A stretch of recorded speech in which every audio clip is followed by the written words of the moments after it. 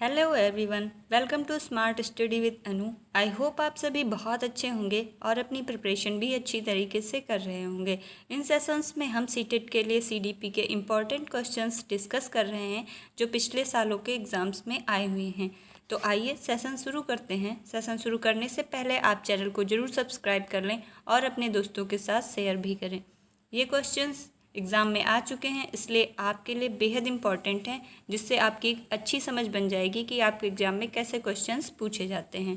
Question first है, क्रोध व भय प्रकार हैं। ऑप्शन ए है अभिप्रेरणा, ऑप्शन बी है संवेग, ऑप्शन सी है परिकल्पना, ऑप्शन डी है मूल प्रवृत्ति। क्रोध और भय किस चीज़ के प्रकार हैं ये आपको बताना है। इसका करेक्ट ऑप्शन बी है संवेग। क्रोध व भय संवेग के प्रकार हैं। मैकडूगल ने 14 संवेगों की व्याख्या की है। संवेग एक जटिल अवस्था होती है जिसमें कुछ आंगिक प्रतिक्रियाएं जैसे हृदय की गति में परिवर्तन, रक्तचाप में परिवर्तन, सांस की गति में परिवर्तन, इसके अलावा बाहरी अंगों में भी परिवर्तन होती हैं। जैसे आप किसी चीज़ को देख के डरते हैं तो देखते हैं और डर जाते हैं तो एकदम से आपके हृदय की गति तेज हो जाती है। ऐसे ही बाह्य ये हो गया आंतरिक आंगिक परिवर्तन, और बाह्य भी होता है, कुछ लोग हिलने लग जाते हैं, ये हो गया बाह्य। नेक्स्ट क्वेश्चन देखते हैं। उम्मीद है आपको क्वेश्चंस की व्याख्या अच्छे से समझ में आ रही होगी। क्वेश्चन 2 है, दूसरे व्यक्ति के बाह्य व्यवहार की नकल है। किसी व्यक्ति के बाह्य व्यवहार की नकल क्या कहलाती है। ऑप्शन ए है सीखना, ऑप्शन बी है अनुकरण, ऑप्शन सी है कल्पना और ऑप्शन डी है चिंतन। इसका करेक्ट ऑप्शन होगा ऑप्शन बी अनुकरण। दूसरे व्यक्ति के बाह्य व्यवहार की नकल अनुकरण कहलाती है। जिन व्यक्तियों के व्यवहारों का अनुकरण किया जाता है उन्हें निदर्श मॉडल्स कहा जाता है। नेक्स्ट क्वेश्चन देखेंगे।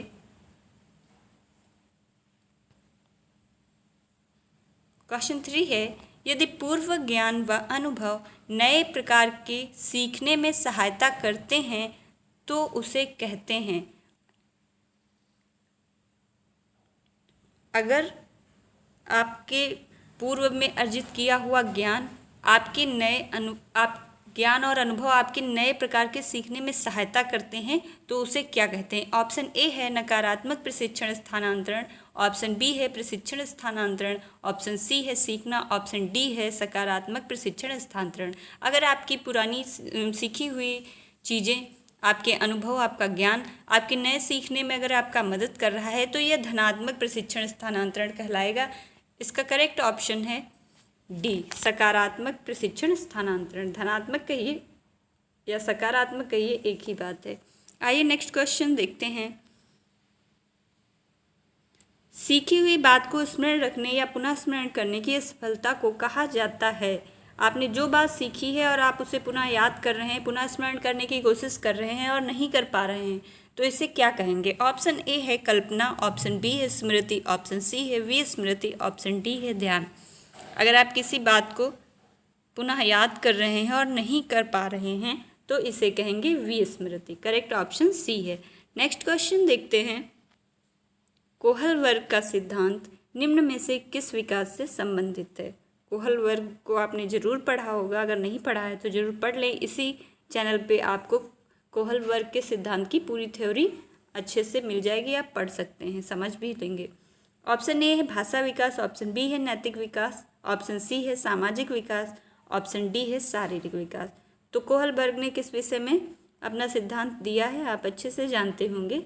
इसका करेक्ट आंसर है नैतिक विकास। नेक्स्ट क्वेश्चन पे चलते हैं। व्यवहारिक क्षमताओं में वह सापेक्ष स्थायी परिवर्तन जो कि प्रचलित अभ्यास का परिणाम होता है उसे क्या कहते हैं। आपकी व्यवहारिक क्षमताओं में सापेक्ष स्थायी परिवर्तन जो आता है, जो प्रचलित अभ्यास के द्वारा आता है, उसे क्या कहते हैं। ऑप्शन ए है अधिगम, ऑप्शन बी है अभिप्रेरणा, ऑप्शन सी है अभिवृत्ति, ऑप्शन डी है अभिक्षमता। तो इसका करेक्ट आंसर है ऑप्शन ए अधिगम। नेक्स्ट क्वेश्चन पे चलते हैं। वह मापनी जिसमें अंतराल के समस्त गुण के साथ परम शून्य भी हो कहलाता है।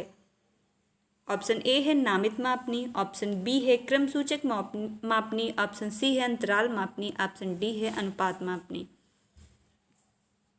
इसमें करेक्ट आंसर होगा ऑप्शन डी अनुपात मापनी। इससे भी क्वेश्चंस अक्सर बनते हैं, इसे अच्छे से पढ़ लेंगे।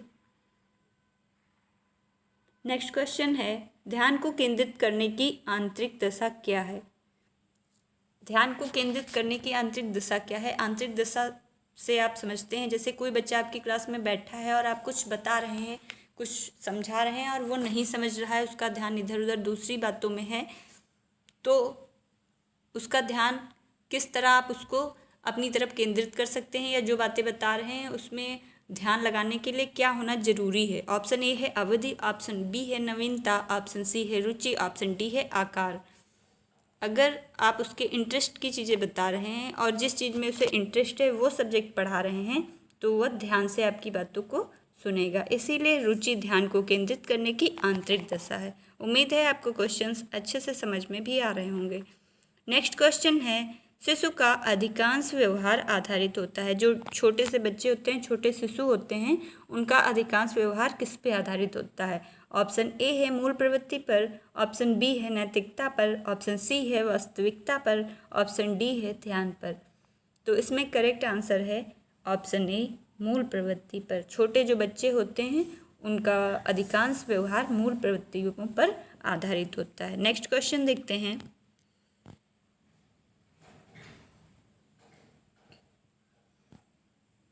उदाहरण, निरीक्षण, विश्लेषण, वर्गीकरण, नियमीकरण निम्नलिखित में से किस विधि के सोपान हैं। उदाहरण, निरीक्षण, विश्लेषण, वर्गीकरण, नियमीकरण ये किस विधि के सोपान हैं। शिक्षण की विधियाँ भी हमने अच्छे से पढ़ाई हुई हैं। आप इसी चैनल पे पुरानी वीडियोस में जाके ज़रूर देखें। उम्मीद है आपको क्लास अच्छी लगेगी और अच्छे से समझ में भी आएगी। इसका ऑप्शन ए है निगमन विधि, ऑप्शन बी है अंतःदर्शन विधि, ऑप्शन सी है आगमन विधि, ऑप्शन डी है बहिर्दर्शन विधि। तो इसमें करेक्ट आंसर है ऑप्शन सी आगमन विधि। आप सभी जानते हैं पहले इसमें उदाहरण दिया जाता है। तो उदाहरण, निरीक्षण, विश्लेषण, वर्गीकरण, नियमीकरण ये सारे सोपान जो हैं आगमन विधि के हैं। नेक्स्ट क्वेश्चन देखते हैं। अवधान के आंतरिक अथवा व्यक्तिनिष्ठ निर्धारक हैं। ऑप्शन ए है रुचि, लक्ष्य, अभिवृत्ति, ऑप्शन बी है प्रकाश, ध्वनि, गंध, ऑप्शन सी है उद्दीपक, वस्तु, प्रविधि, ऑप्शन डी है पुरस्कार, दंड, प्रोत्साहन। इसमें आंतरिक और व्यक्तिनिष्ठ निर्धारक पूछे जा रहे हैं, इसलिए इसमें करेक्ट आंसर है रुचि, लक्ष्य, अभिवृत्ति। नेक्स्ट क्वेश्चन देखेंगे। वह अवस्था जो माता के 21वें गुणसूत्र के अलग न होने के कारण होती है कहलाती है। ऑप्शन ए है टर्नर सिंड्रोम, ऑप्शन बी है क्लीनफेल्टर सिंड्रोम, ऑप्शन सी है डाउन सिंड्रोम, ऑप्शन डी है विल्सन सिंड्रोम। तो इसमें करेक्ट आंसर है डाउन सिंड्रोम। वह अवस्था जो माता के 21वें गुणसूत्र के अलग न होने के कारण होती है उसे कहते हैं डाउन सिंड्रोम। नेक्स्ट क्वेश्चन देखते हैं। बाल मनोविज्ञान के आधार पर कौन सा कथन सर्वोत्तम है। बाल मनोविज्ञान के आधार पर कौन सा कथन सर्वोत्तम है। ऑप्शन ए है सारे बच्चे एक जैसे होते हैं, ऑप्शन बी है कुछ बच्चे एक जैसे होते हैं, ऑप्शन सी है कुछ बच्चे विशिष्ट होते हैं, ऑप्शन डी है कि प्रत्येक बच्चा विशिष्ट होता है। तो इसमें से करेक्ट आंसर कौन सा है। इसमें करेक्ट आंसर है प्रत्येक बच्चा विशिष्ट होता है। नेक्स्ट क्वेश्चन देखते हैं। चिंतन संज्ञानात्मक पक्ष की एक मानसिक प्रक्रिया है या कथन किसने दिया है। ऐसे भी क्वेश्चंस आपके सीटेट के एग्जाम में एक दो आ जाते हैं कोटेशन वाले। ऑप्शन ए है डीवी द्वारा, ऑप्शन बी है गिलफोर्ड द्वारा, ऑप्शन सी है रॉस द्वारा, ऑप्शन डी है क्रूज द्वारा। तो इसमें करेक्ट आंसर है ऑप्शन सी रॉस द्वारा। चिंतन संज्ञानात्मक पक्ष की एक मानसिक क्रिया है। नेक्स्ट क्वेश्चन है सीखने के नियम दिए हैं। नेक्स्ट और लास्ट भी। सीखने के नियम किन्होंने दिए हैं।